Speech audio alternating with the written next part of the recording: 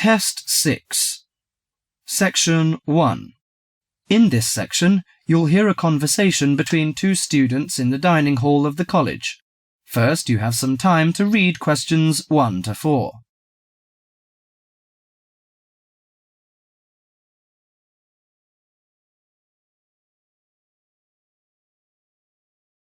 Now listen carefully to the conversation and answer questions 1 to 4. Hi Max, how are you? Hi Melanie, I'm fine. In fact, I'm preparing the coming holidays and I want to have a car tour with my friends. That sounds lovely. How is your preparation? Well, I haven't begun yet because I'm not quite sure how to rent a car and what the expense is like and something like this. Ha! You've run into the right person. I did the same last holiday and I can recommend it to you. I went to Avis Rent-A-Car Company, which is at 14A Dover Road, Oxford. Let me write it down. Is it DOVER? Yes, and the telephone number is 634-0963. But if you book for the first time, dial another number with extension. That is 634-0853, extension 54. Okay, thank you very much. I'll have a try.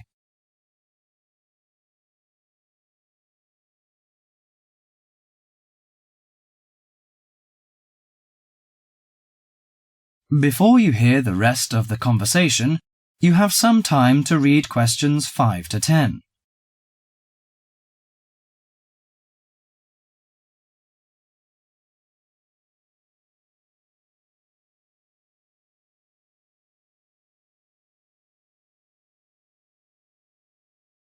Now listen to the conversation between Max and the assistant and answer questions 5 to 10.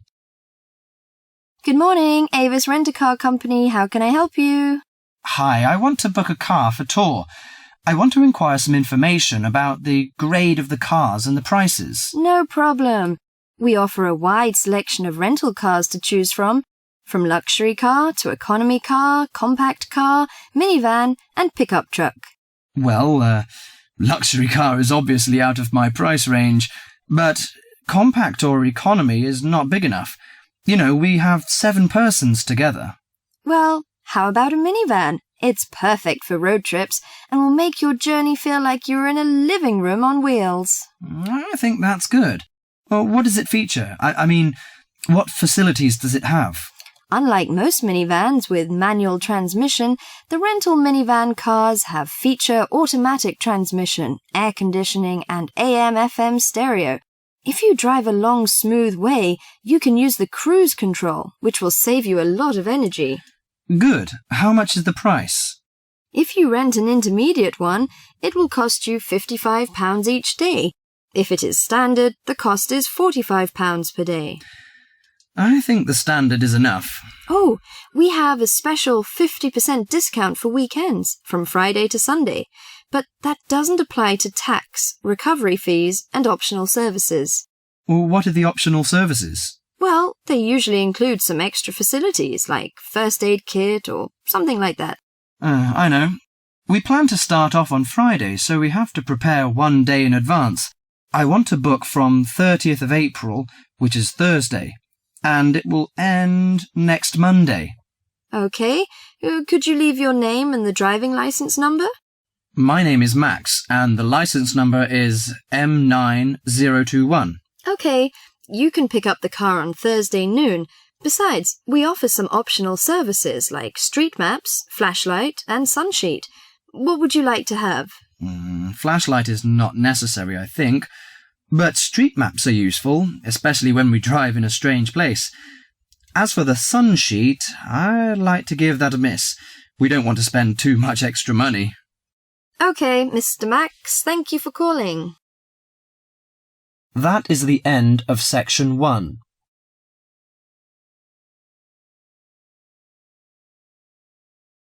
You now have half a minute to check your answers.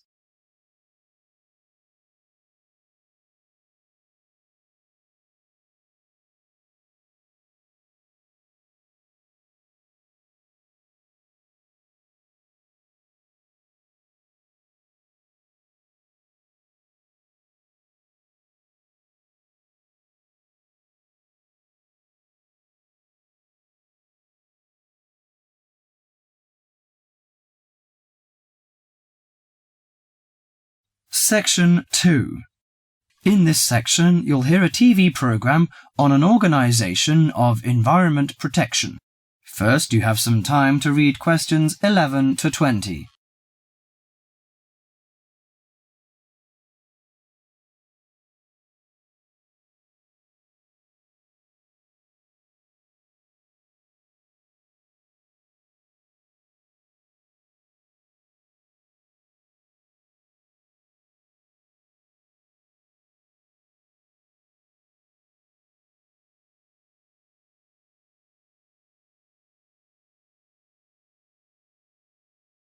Now listen carefully to the tape and answer questions 11 to 20. Today in our studio is Sue Gent, a staff member of Clean Up Australia. Thank you, Tony. As we know, the mission of Clean Up Australia is to inspire and work with communities to clean up, fix up and conserve our environment. Now, we are launching Say No to Plastic Bags campaign. The focus is to enable shoppers and retailers to reduce the number of plastic bags handed out at checkouts. How much do you know about plastic bags? Plastic is a recyclable resource. They are manufactured from non-renewable resources like oil and gas. The embodied petroleum energy contained in 8.7 checkout bags is enough to drive a car 1 kilometre. If plastic is not recycled, this embodied energy is lost from the resource chain. An estimated 36,700 tonnes of plastic bags are disposed of in landfill sites throughout Australia each year. Australians dump 4,000 recyclable plastic bags into landfills every minute. How does plastic litter harm the environment? Many thousands of seabirds and marine mammals die every year around the world as a result of plastic litter. When the animal dies and decays, the plastic is free again to repeat the deadly cycle.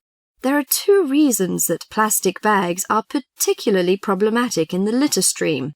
Firstly, they last from 20 to 1,000 years. Secondly, they escape and float easily in air and water, travelling long distances. Now, any questions from you? How can I help reduce the number of plastic bags used? In addition to saying no to plastic bags at supermarkets, you can help reduce plastic bags at convenience stores and takeaway food shops. These retailers account for 47% of single-use plastic shopping bags. You can help in the following ways.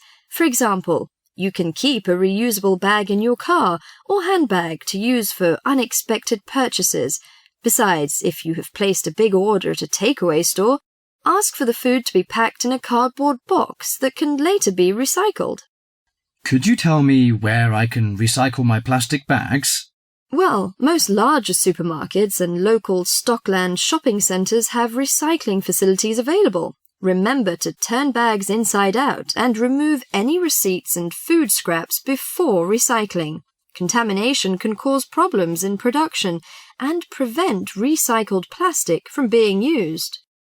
What happens to recycled plastic bags? Plastic bags are recycled to make garden furniture, garden sleepers, flower pots, and new plastic bags. Should I use biodegradable plastic bags? A biodegradable product is one that breaks down safely, by biological means, into the raw materials of nature and disappears into the environment. There is currently no Australian standard for biodegradable plastic bags. This means there is no guarantee that bags will completely break down, as claimed by their manufacturer. Until an Australian standard has been developed and these bags have been tested, Clean Up Australia cannot recommend using plastic bags that claim to be biodegradable. Overall, do our best to refuse, reduce, and reuse plastic bags whenever possible. If you throw plastic bags away, tie them in a knot. This limits the chance that they'll blow out of a bin or blow away in landfills. By following a few simple steps, we can stop plastic bags from blocking our drains and creeks, injuring our precious marine life, and harming our wildlife. That is the end of Section 2.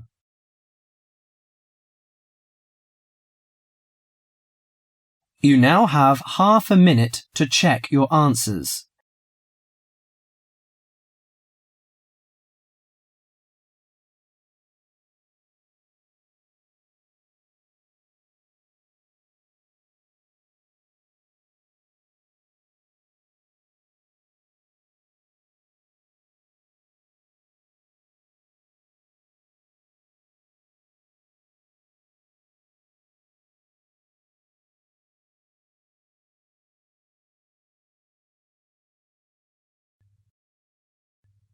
Section 3.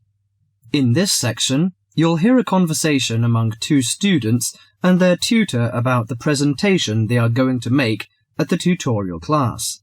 First, you have some time to read questions 21 to 30.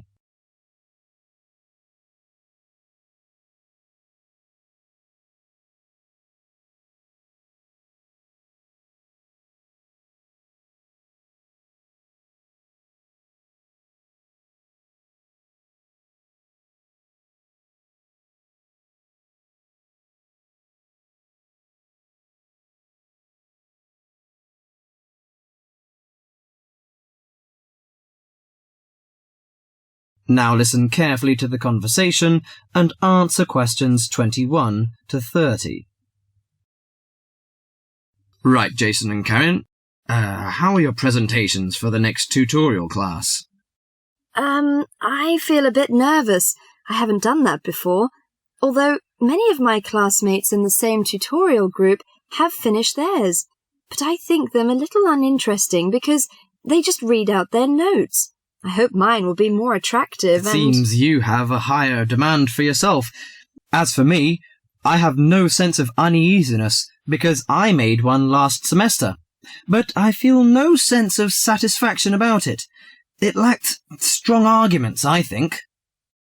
How much did you get for the last presentation, Jason? 83% actually, but my goal for the next one is over 87%. It's pretty good. What is your topic for this one? Strategies for reading.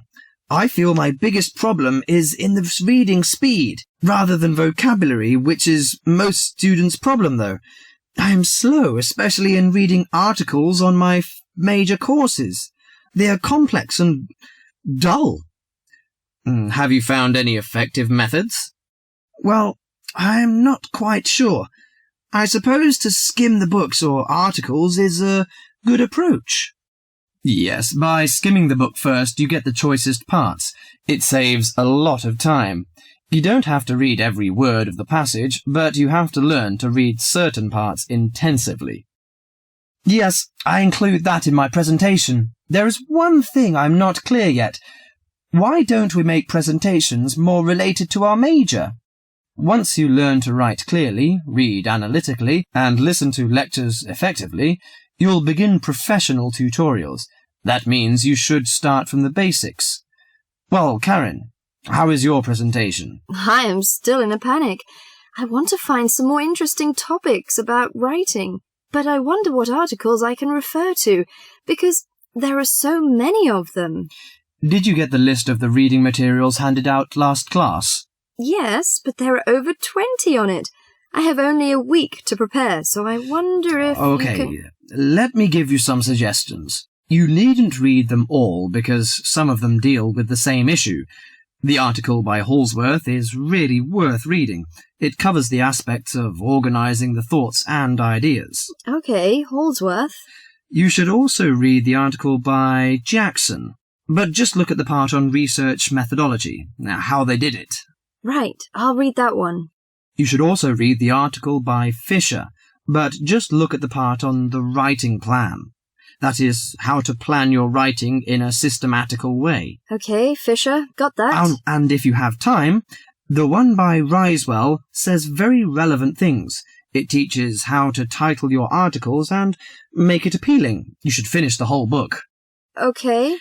Now, the one by Burns, if I were you, I wouldn't bother with the whole passage. Just read the conclusion, which summarizes the use of rhetoric.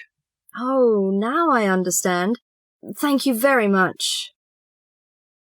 That is the end of section 3.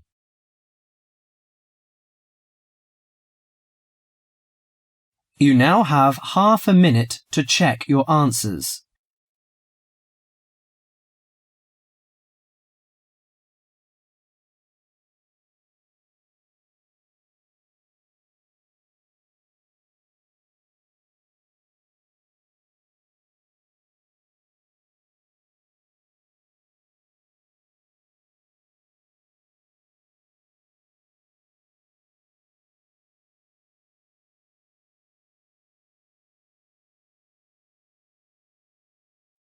Section 4. In this section, you'll hear a lecture on Coral Reef. First, you have some time to read questions 31 to 40.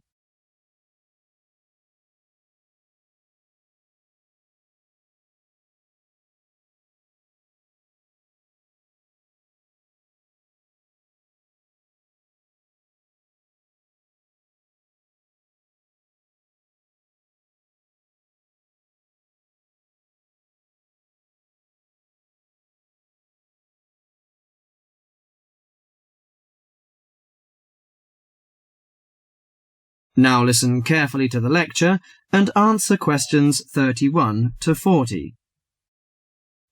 Do you fancy diving in the wonderful world of coral reefs, green sponges, colourful fish and red crabs? It is a rich garden beneath the waves. But how much do you know about the corals? Are they animals or plants? What are the threats to coral reefs? Today, Mr. Tim Harford, Executive Director of the Coral Reef Alliance, is going to introduce the facts about coral reefs. Good afternoon, everyone. Coral reefs are one of nature's most magnificent creations. It is filled with thousands of unique and valuable plants and animals. Over 1/4 of all marine species depend on healthy coral reefs. Humans also depend on coral reefs.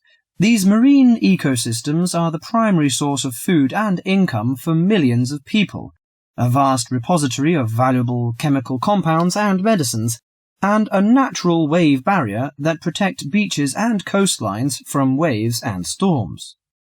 Coral is actually the exoskeletons of coral polyps. Made from limestone, these skeletons build up over time, forming the reef. New corals are born each April. At a certain hour, on a certain night, mature corals suddenly release clouds of eggs and sperm into the sea.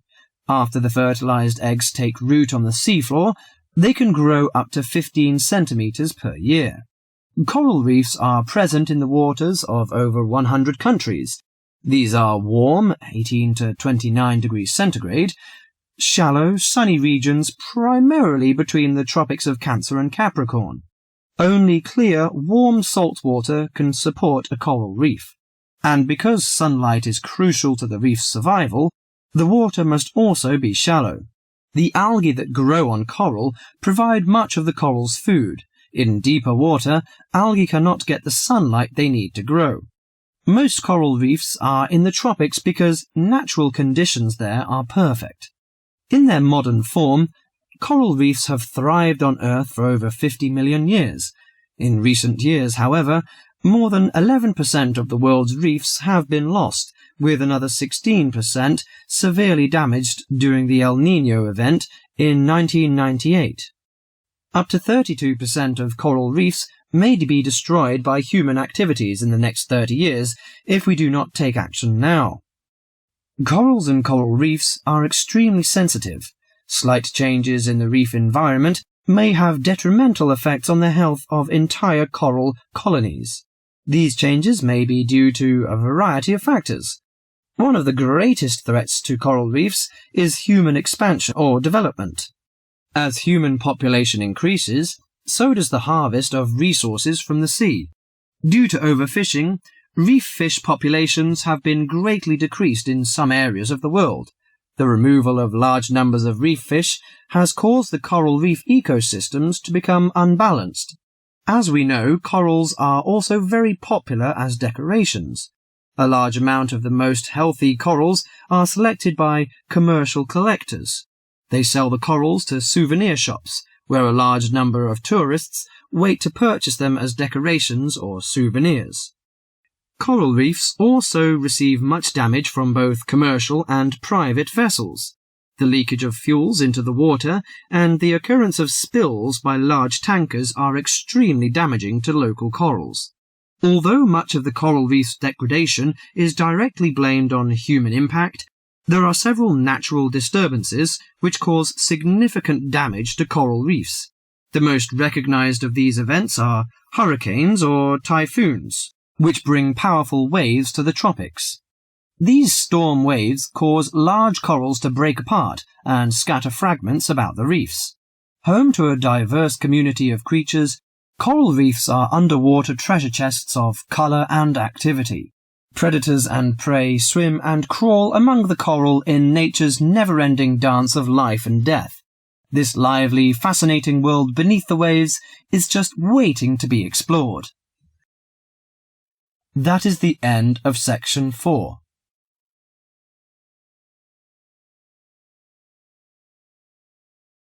You now have half a minute to check your answers.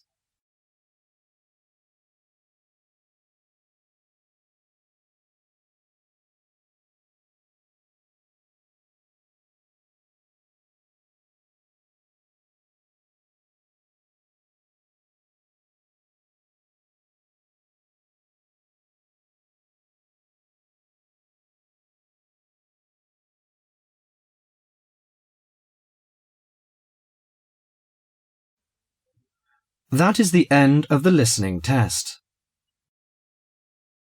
Now